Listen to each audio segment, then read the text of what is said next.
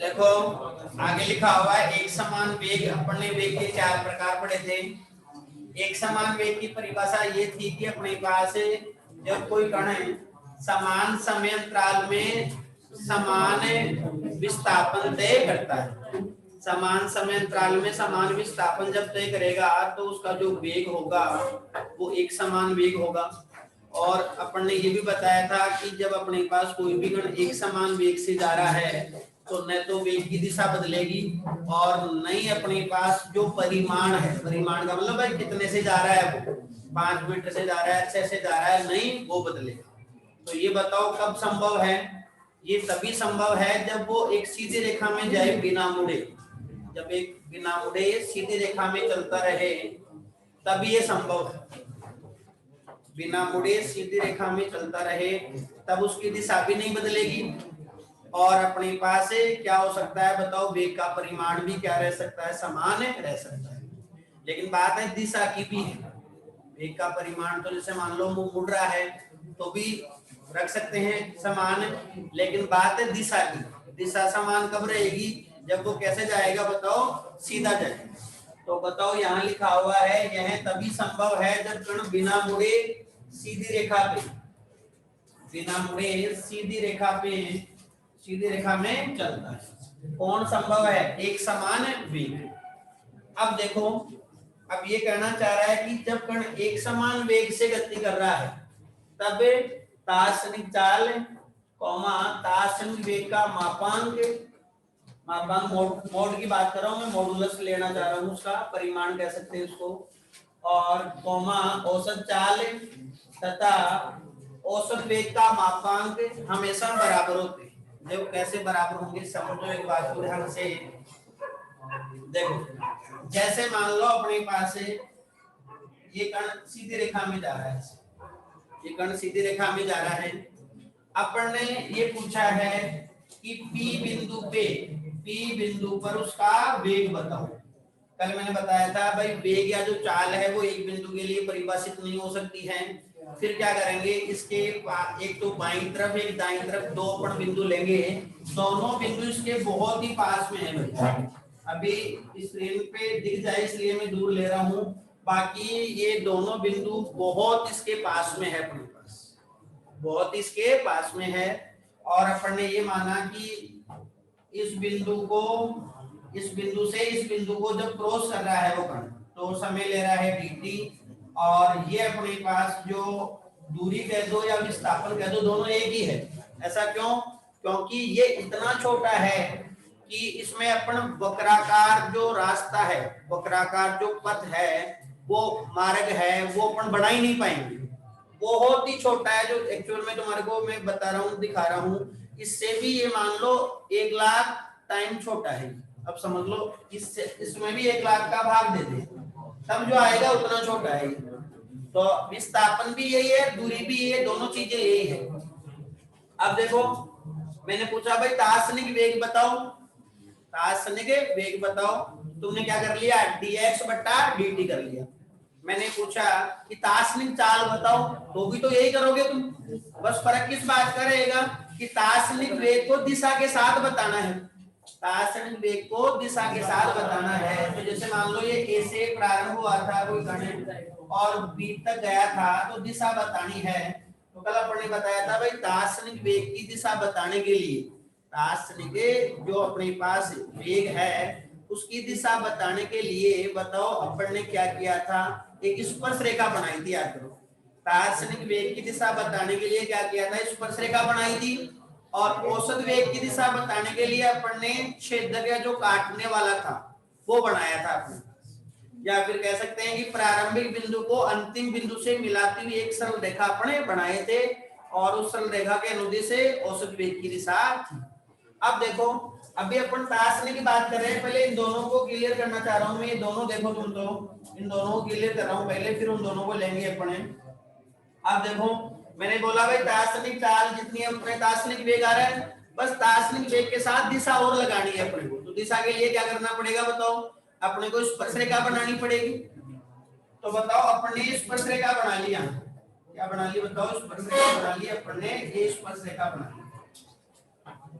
ये अपन ने स्पर्शरेखा, समझ आई बात। अगर दिशा के साथ बता रहे हैं, बस दोनों मान एक ही है, लेकिन दिशा के साथ बता रहे हैं, सुनना इधर ध्यान से। दिशा के साथ तो क्या आ रहा है बताओ, दिशा के साथ बता रहे हैं, है ना। तो आ रहा है वो अपने पास दार्शनिक वेग आ रहा है। देखो सदिश का चिन्ह लगा रहा हूं, मतलब वो वेग की बात कर रहा हूं मैं। और बिना दिशा के जब अपन बता रहे हैं, बिना दिशा के बता रहे हैं, तो वो आएगा अपने पास से दार्शनिक चाल आएगी। बस इतना सा अंतर है। दिशा के साथ अगर अपन बता रहे हैं तो वो क्या आएगा बताओ, दार्शनिक वेग आएगा। और बिना दिशा के बता रहे हैं तो दार्शनिक क्या आएगा बताओ, चाल आएगा। ये बात क्लियर हो गई होगी भाई। दिशा के साथ बताएंगे तो क्या आएगा, बिना दिशा के बताएंगे तो क्या आएगा।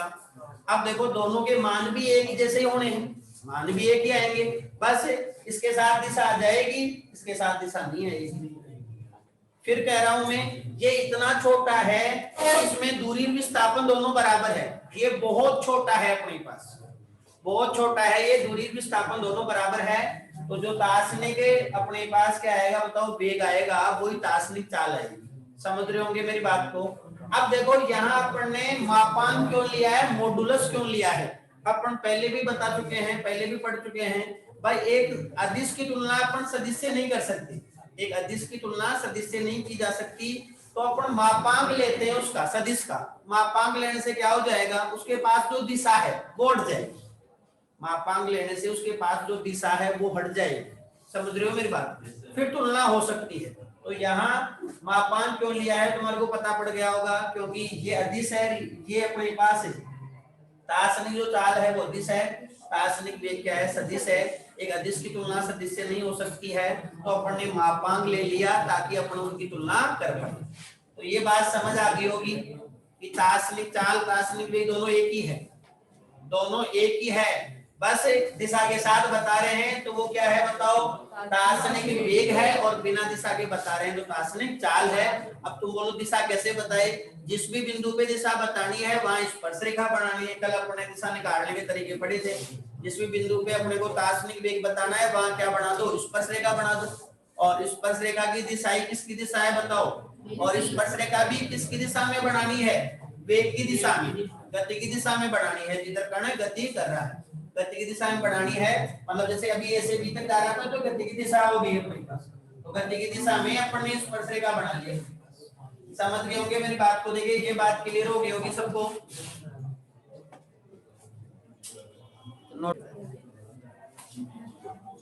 देखो अब अपन बात करते हैं किसकी, औसत चाल की और औसत वेग की।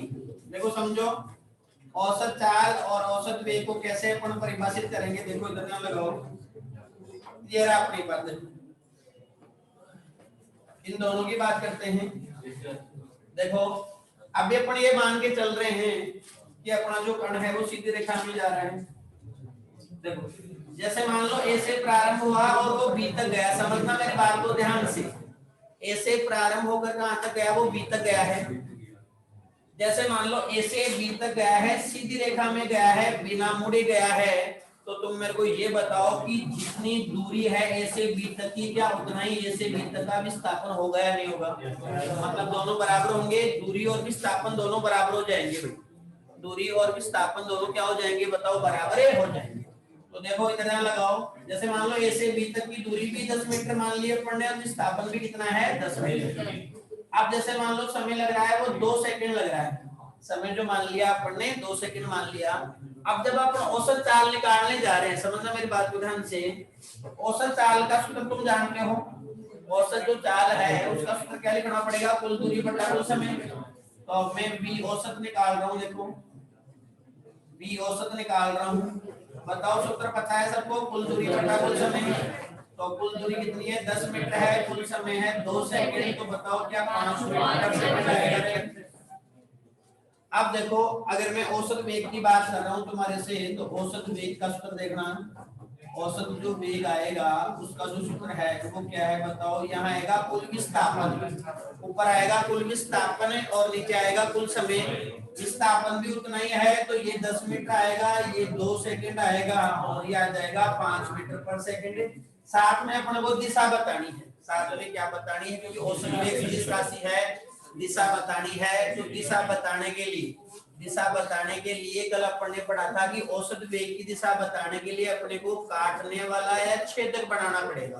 वो कैसे बनाते हैं, प्रारंभिक बिंदु को अंतिम बिंदु से मिलाती हुई एक सरल रेखा अपन बनाएंगे।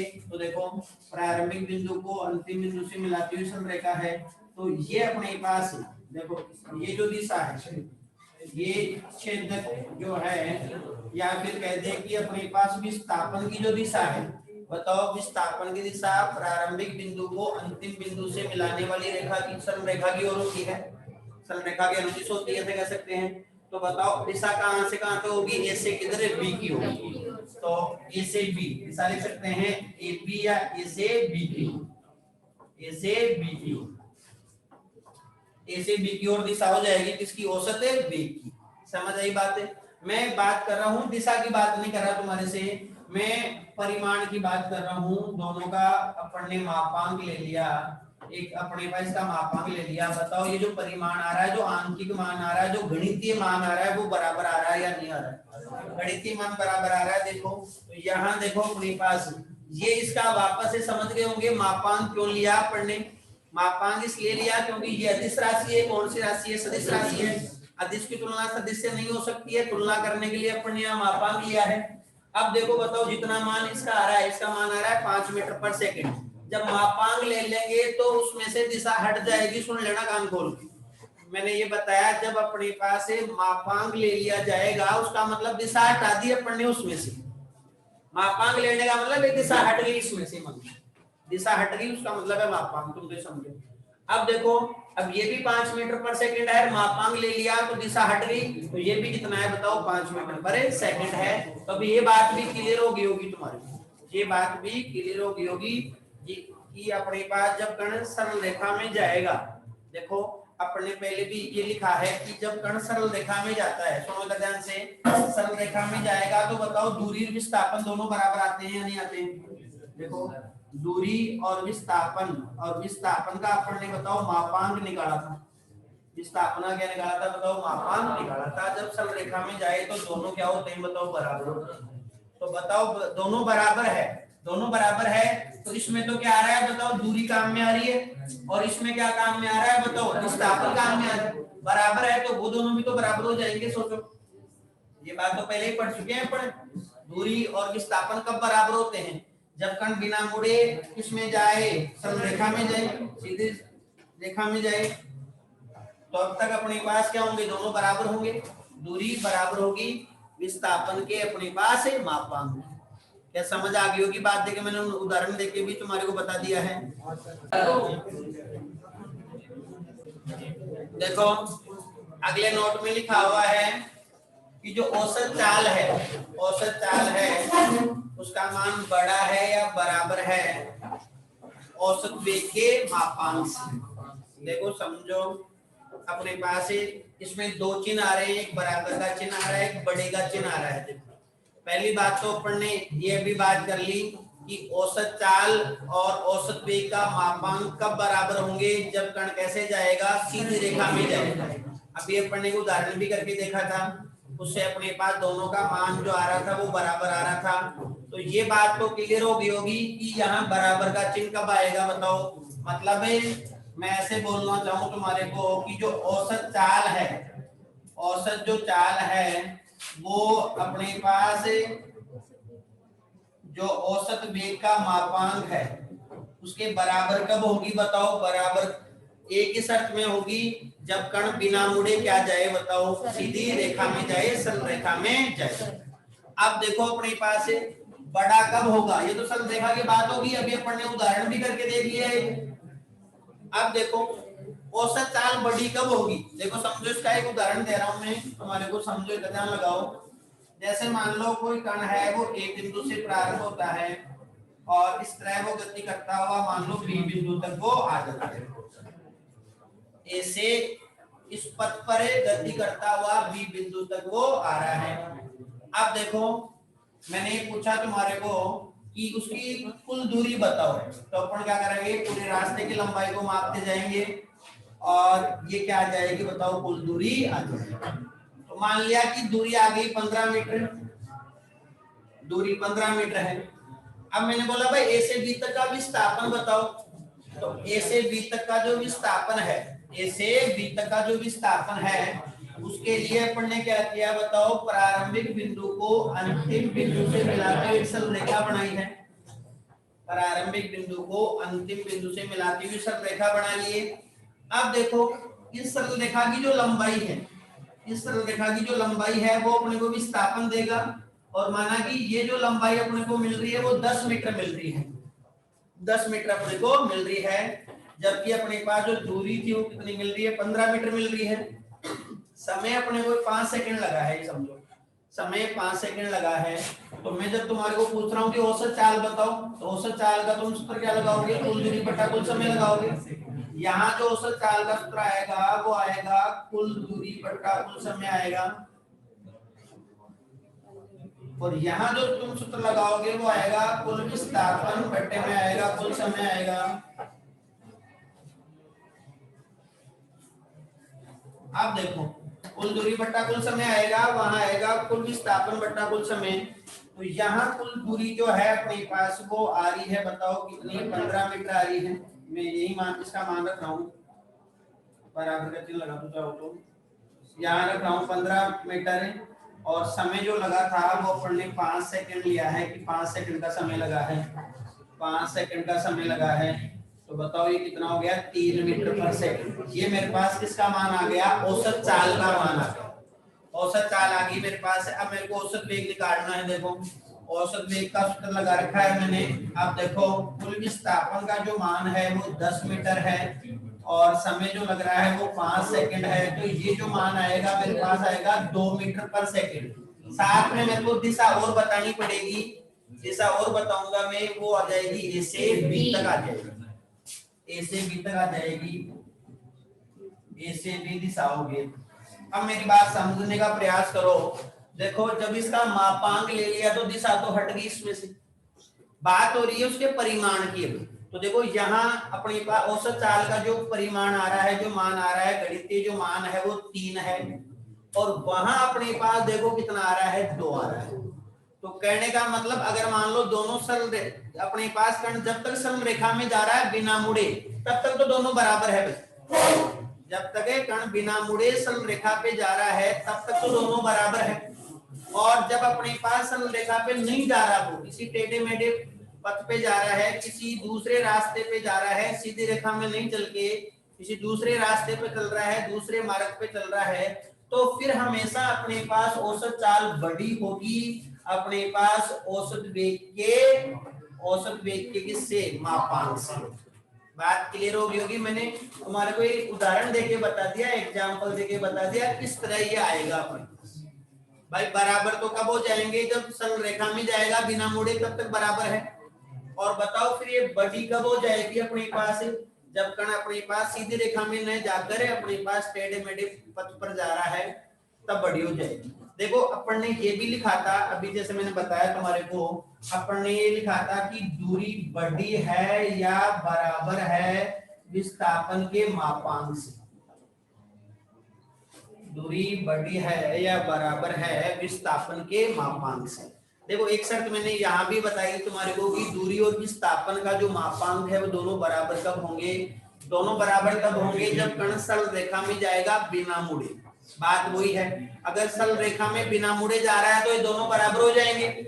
और सोचो जब ये दोनों बराबर हो गए तो बताओ दूरी तो कहाँ काम में ले तुम, औसत चाल में काम में ले, और विस्थापन कहाँ काम में ले, औसत वेग में काम में ले।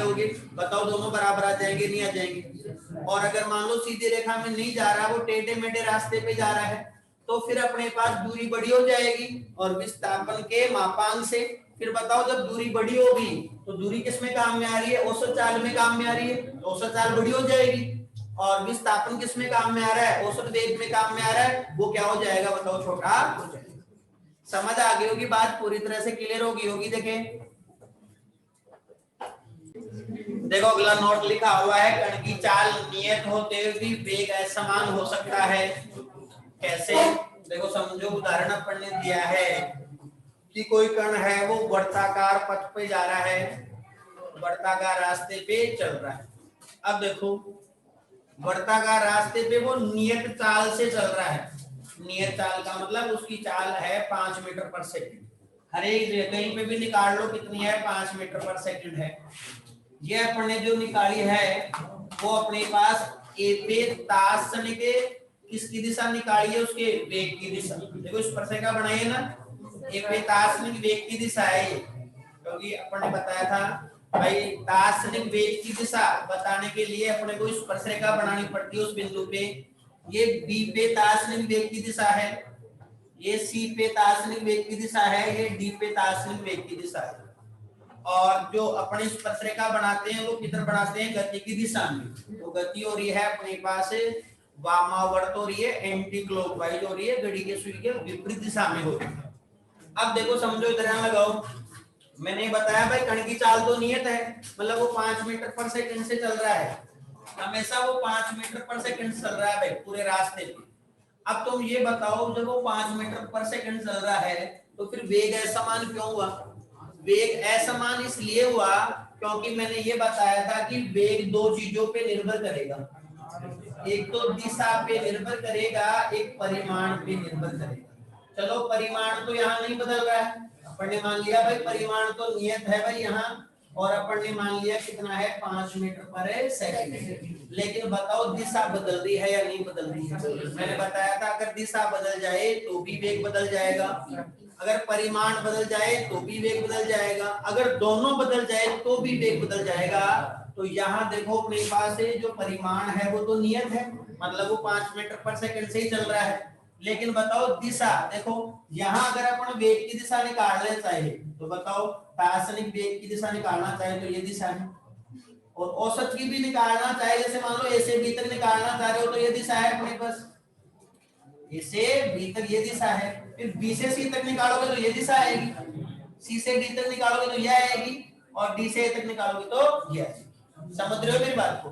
तो दिशा हर समय बदल रही है उसकी। भाई दार्शनिक निकालो तो क्या कर दो बताओ, उस पे स्पर्शरेखा बना दो, और दार्शनिक अगर नहीं निकालो तुम, दार्शनिक अगर मान लो नहीं निकालो, औसत निकालो, औसत की दिशा बात करो तो क्या कर दो, अपने पास जो अपने बताया था छेदक बना दो, जैसे ए से बी तक निकालनी है तो बताओ ये आ गया ए से बी की दिशा से, ये आ गया, ये छेदक बना दिया।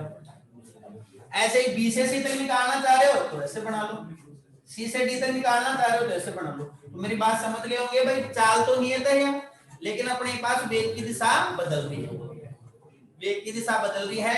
ये नोट समझ में आ गया होगा, कण की चाल नियत होते हुए भी, चाल नियत है, वेग क्या हो सकता है बताओ, असमान हो सकता है। ऐसा नहीं कि चाल नियत है तो वेग भी नियत होगा, ऐसा स्टेटमेंट ट्रू नहीं है, सत्य नहीं है। मैंने उदाहरण देके तुम्हारे को बता दिया है। देखो वैसे तो मैंने बता दिया है, बोल के लिख देता हूँ, और कि जो दार्शनिक अपने पास चाल है वो दार्शनिक वेग के मापांक के बराबर होगी। अब जैसे अभी अपन ने लिखा था भाई सरल रेखा हो, अगर मान लो टेढ़ा मेढ़ा रास्ता है तो क्या ये संभव है क्या? तो भी ये संभव है। मैंने बताया कैसा भी रास्ता हो कोई दिक्कत नहीं है, टेढ़ा मेढ़ा कैसा भी रास्ता ले लो, ये बात सत्य है।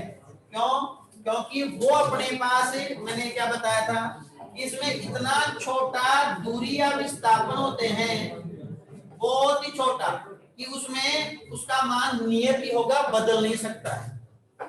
उतने से दूरी, जैसे मान लो इतना सा अपने अल्पांश लिया, दो बिंदु चाहिए, इतना सा अल्पांश लिया तो इतने से अल्पांश में वो वक्राकार रास्ता नहीं बना सकता है, उसका जो पथ है वो वक्राकार नहीं हो सकता है।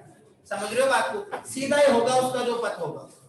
तो ये किसी भी पथ के लिए लागू हो सकता है, जिसमें अपन ने dx और dt ले लिया। अब जितना dx है उतना ही ds होगा भाई, मतलब जितना विस्थापन होगा उतनी क्या होगी बताओ, दूरी होगी। कोई सा भी रास्ता है, बस अपन क्या करेंगे, जैसे दार्शनिक वेग बताएंगे तो अपन क्या और बना देंगे बताओ, वहां स्पर्शरेखा बना देंगे। तो स्पर्श रेखा बना देंगे तो वो स्पर्श रेखा किसकी दिशा बता देगी, दार्शनिक वेग की दिशा बता देगी। लेकिन अपन ने यहाँ मापांक ले रखा है तो दिशा को तो अपन क्या कर देंगे बताओ, हटा। समझ आ गया होगा ये पॉइंट देखिए। जैसे मान लो यहाँ स्पर्श रेखा, यहाँ दिशा बताएंगे तो बताओ इस बिंदु पे स्पर्श रेखा बना दिए लो, इस बिंदु पे अपन ने क्या बना दी, स्पर्श रेखा बना दी, इस बिंदु ये स्पर्श रेखा बना दी। समझ आ गई होगी बात देखिए।